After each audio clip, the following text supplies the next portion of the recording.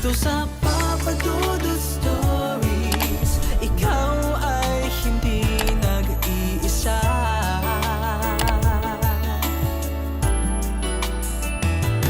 Dito sa Papa Dudut Stories, may nagmamahal. Magandang gabi po sa inyong lahat. Lalo na sa mga nakikinig ngayon sa iyong programa sa YouTube. Tawagin niyo na lamang po ako sa pangalan na Bettina.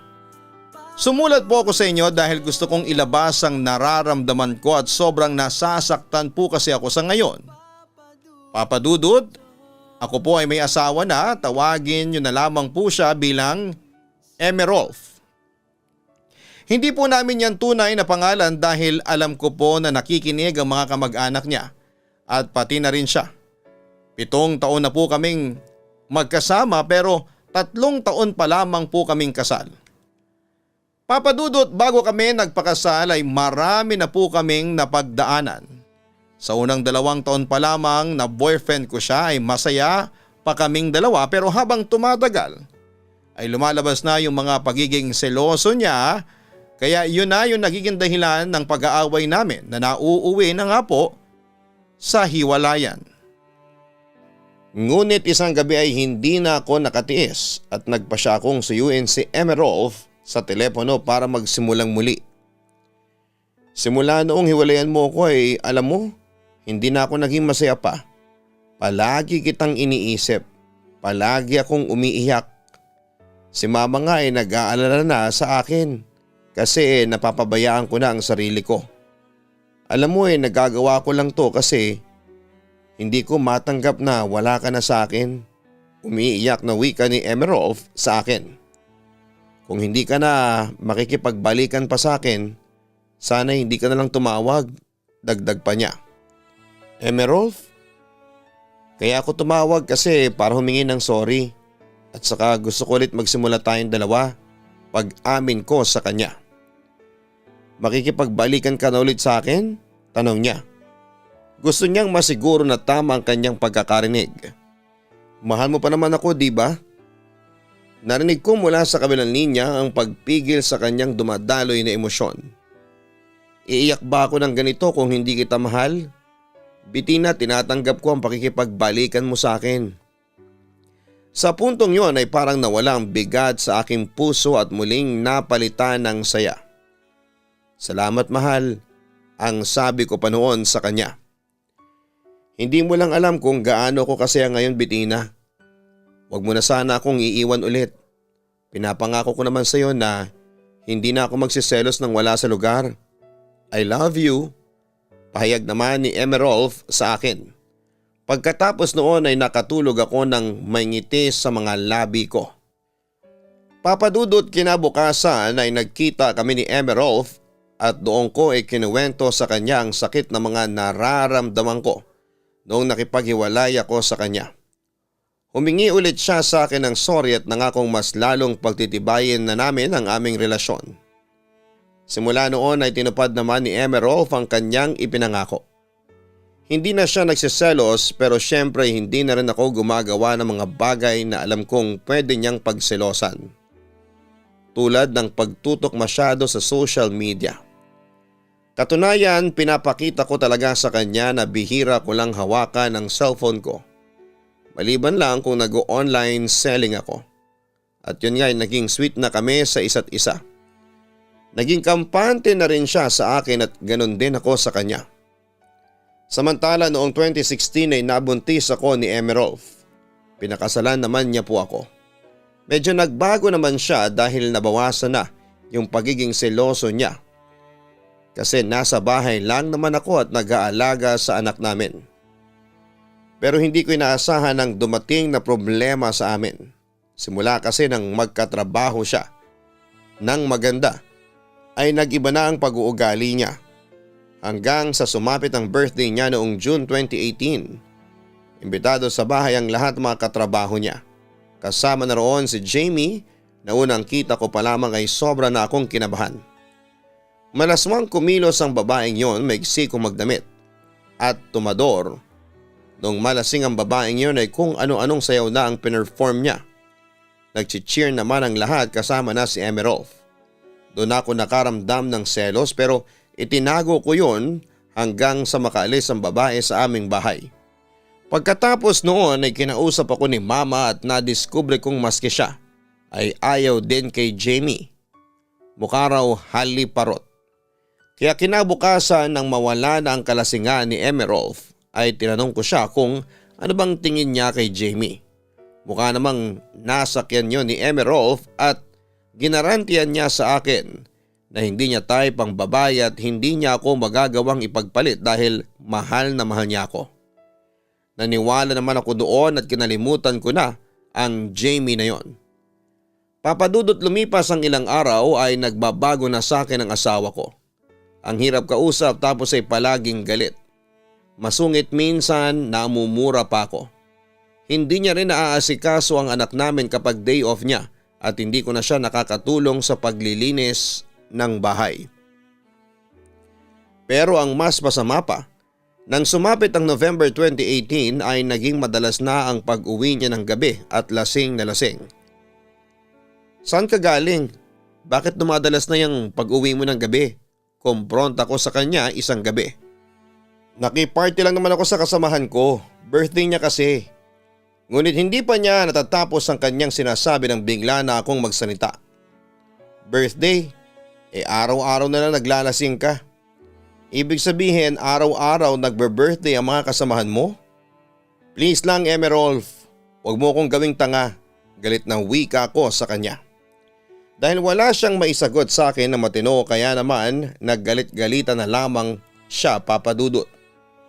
Ano bang pakialam mo kung gusto kong maglasing? Piloso po niyang balik sa akin. May pakialam akong malaman yon kasi asawa mo ko, giit ko. So ibibida mo na naman sa akin yung pagiging asawa ko para mapakialamanan mo ang buhay ko. Bitina, oo maaaring asawa kita pero wala ka pa rin karapatan na panghimasukan ang buhay ko. Huwag mong pigilan ako sa mga gusto kong gawin. Katwiran pa niya sa akin. Yan ba ang gusto mo? O sige, magpakalasing ka pero huwag ka nang uuwi dito sa bahay kasi iniistorbo mo ang pagtulog ko. Ganti kong sabi sa kanya. Tingnan mo, imbis na nananaginip na ako ng maganda heto ako. Nakukonsumi sa'yo. Sigurado ang papangit na naman ang mga mapapanaginipan ko ngayon. Kainis ka talaga.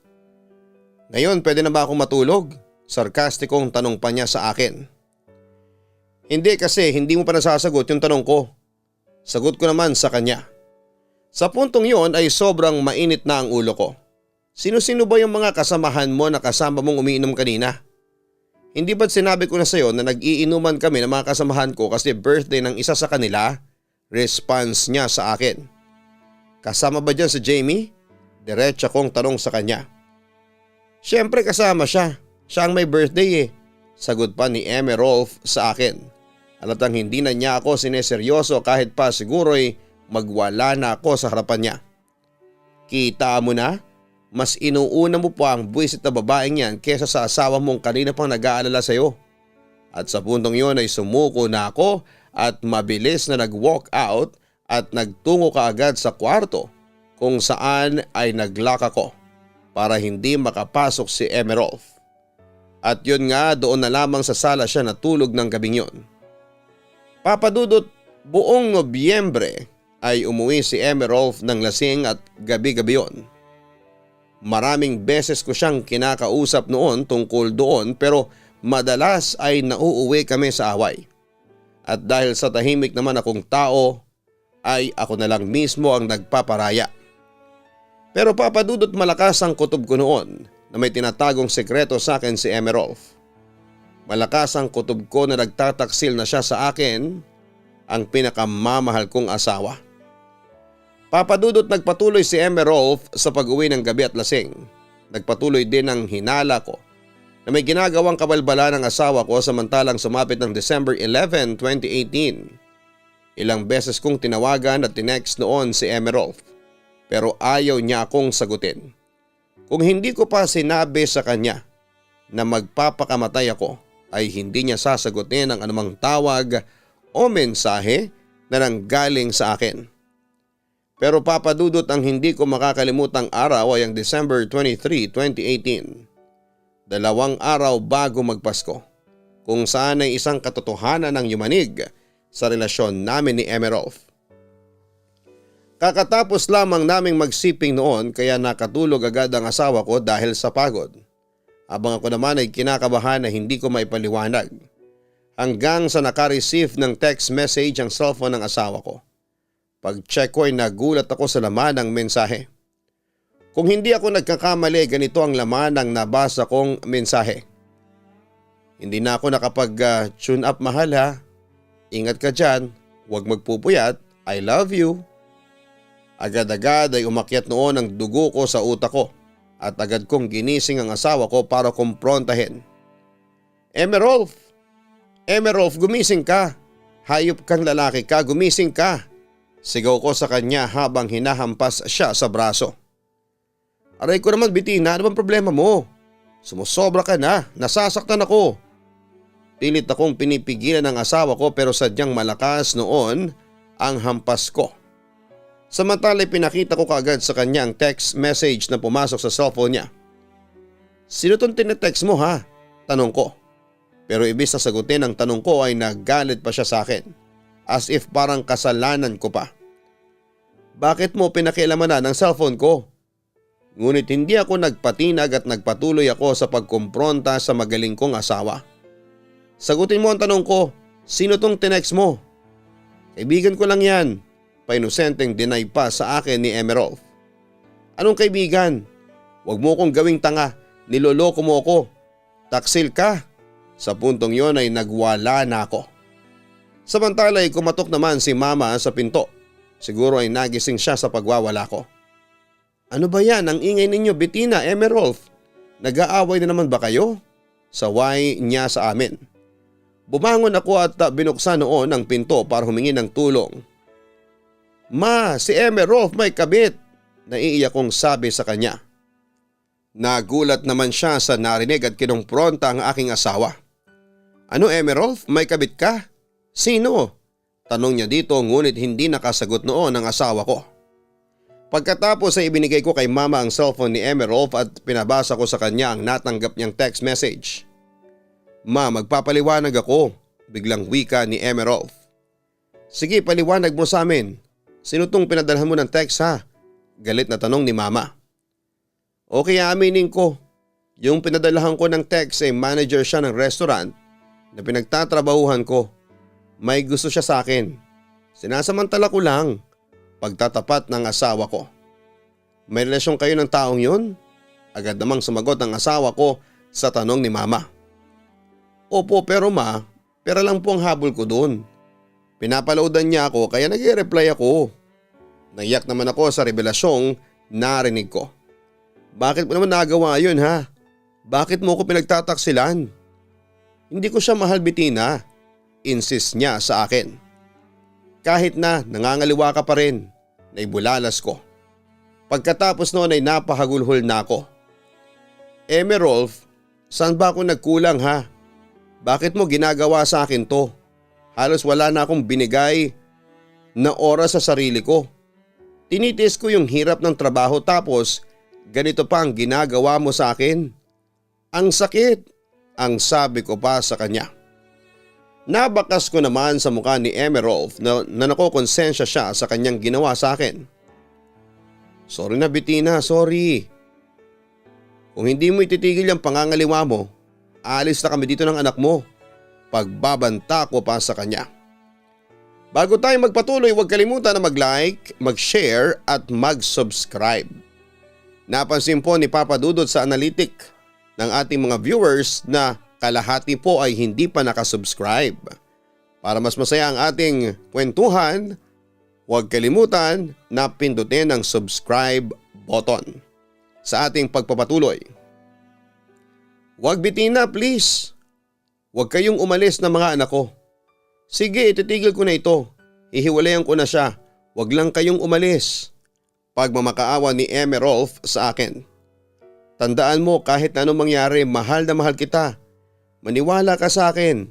Paniniguro niya sa akin. Papadudot, gustong gusto ko nang umalis ng oras na yon pero pinipigilan niya ako. At mag-usap daw muna kami pero sa akin ay wala nang silbi ang lahat dahil kahit na ano pang sabihin niya ay hindi may tatanggi na nangangaliwa siya sa akin. Papadudot, hindi ko talaga alam kung bakit niya nagawa yon pero dahil sa pagmamahal ko sa kanya ay nagdesisyon pa rin akong patawarin siya at palagpasin ang lahat. Pero kinabukasan isang katotohanan ang sumambulat sa akin.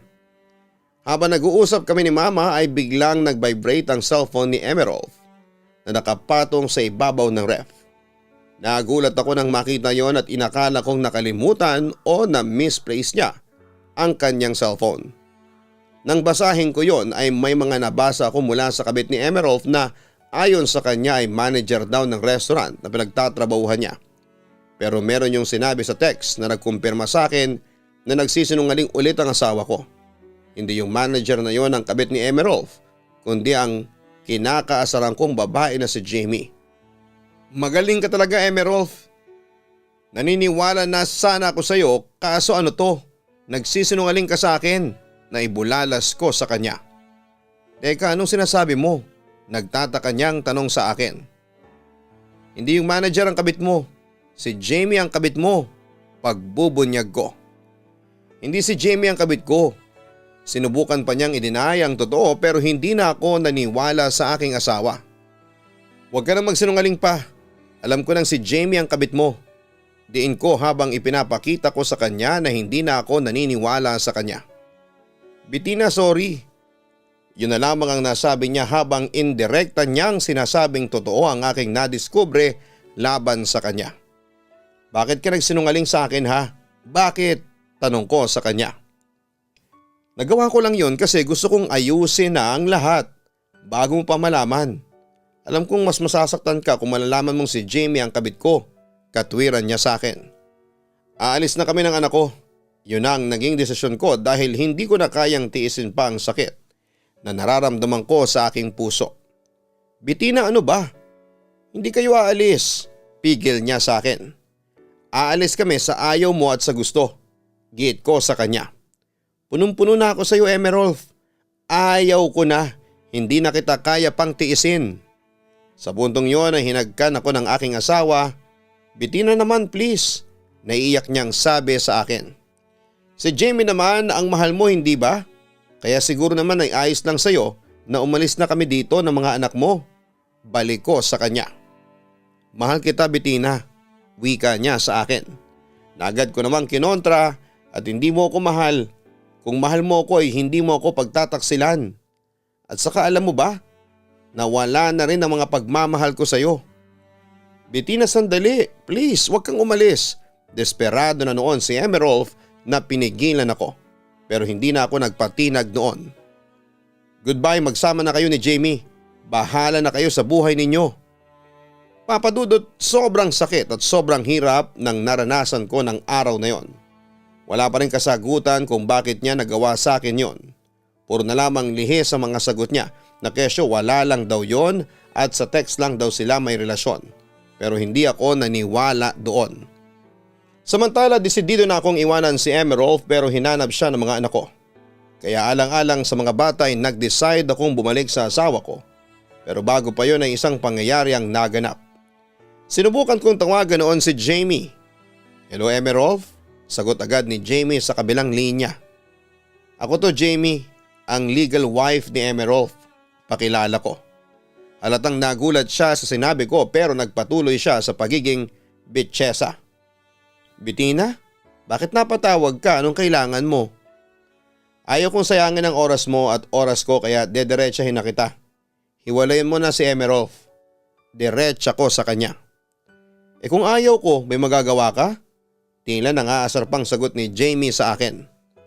Oo, may magagawa ako dahil ako ang legal wife.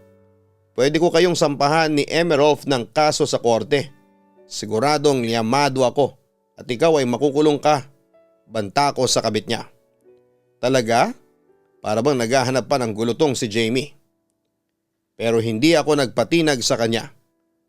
Gusto mo akong subukan? Sige lang, Jamie, hindi kita uurungan. Kabit ka lang ng asawa ko kaya madali kitang matatalo. Ang sabi ko pa sa kanya. Natanong mo na ba ang asawa mo kung sino sa atin ang mahal niya? Wika pa niya sa akin. Akala niya siguro'y maapektuhan pa ako sa sinabi niya. Pero nagkamali siya. Oo, at ako ang mahal niya. Ikaw, pampalipas ka lang niya. Para usan, kawawang babae. Pangiinsulto ko pa sa kanya. You know what? Ayoko makipag-away sa'yo.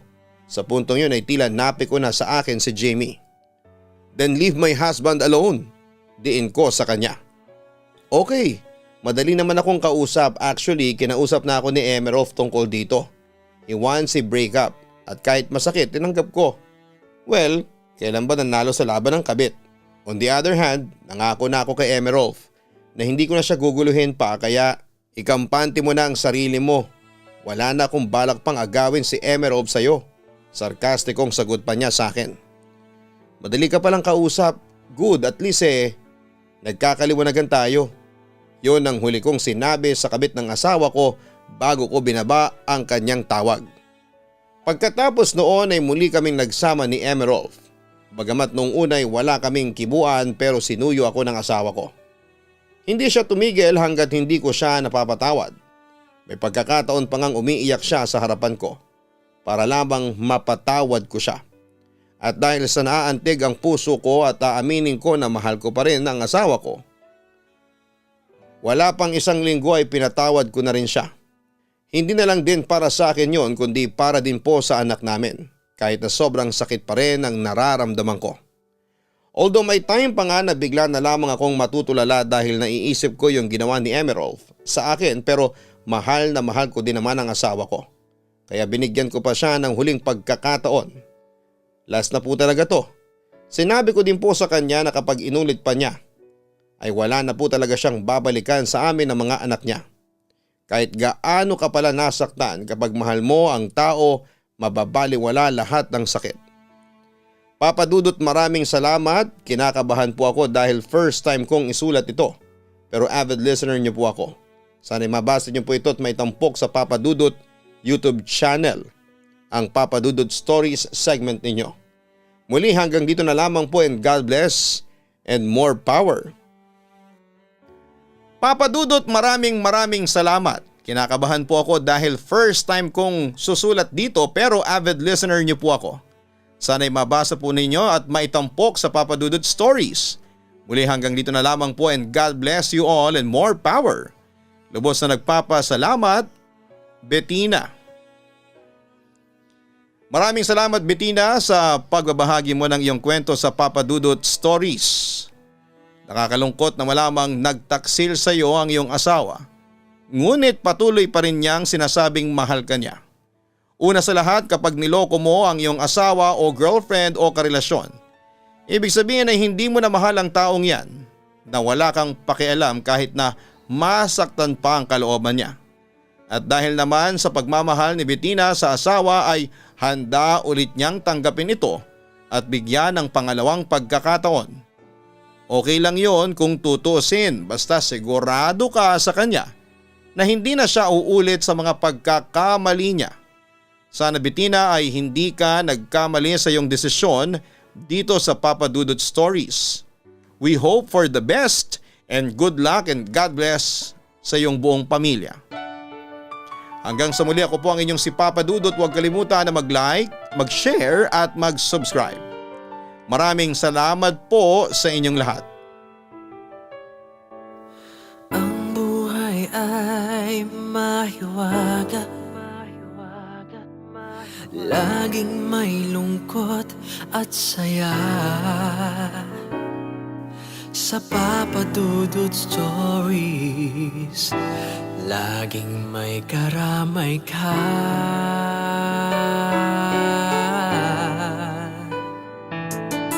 Mga problemang kay bigat, dito ay pakikinggan ka. Sa Papa Dudut Stories, kami ay iyong kasama. Dito sa Papa Dudut Stories, ikaw